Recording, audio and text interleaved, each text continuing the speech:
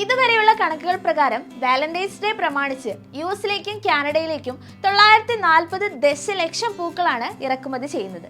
യുഎസിൽ എത്തിക്കുന്ന പൂക്കളിൽ 90% മിയാമി വഴിയാണ് വരുന്നത്. ബാക്കി 10% ലോസ് ആഞ്ചലസ് വഴിയും. പ്രധാനമായും കൊളംബിയ, ഇക്വഡോർ എന്നിവിടങ്ങളിൽ നിന്നാണ് ഈ പൂക്കൾ ഇറക്കുമതി ചെയ്യുന്നത്.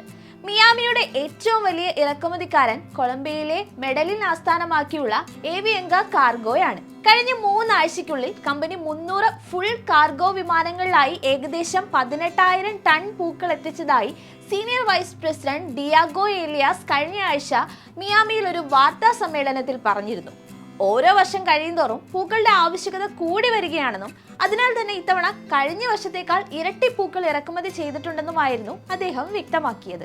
വിമാനത്താവളങ്ങളിലെ ഏറ്റവും വലിയ ഇറക്കുമതികളിൽ ഒന്നാണ് പൂക്കളെന്ന് Miami Dade chief operation officer Jimmy മോർലോസും പറഞ്ഞിരുന്നു. കഴിഞ്ഞ വർഷം വിമാനത്താവളത്തിന് 3 ദശലക്ഷം ടണ്ണിലധികം കാർഗോ ലഭിച്ചതായാണ് വിവരം. ഏകദേശം 4 ലക്ഷം ടൺ പൂക്കളാണ് വിമാനത്തിലെത്തിയത്. ഇതിന് $1.6 ബില്യൺ വില വരും. മനോഹരമായ ബൊക്കെ രൂപത്തിലാണ് ഇവ ജനങ്ങളിലേക്ക് എത്തുക. അപ്പോൾ പുറത്തുള്ളവരോടൊക്കെ അങ്ങ് അറിയിച്ചേക്ക്, വാലന്റൈൻസ് ഡേ കളറാക്കാൻ പൂക്കൾ വരുന്നുണ്ടെന്ന്.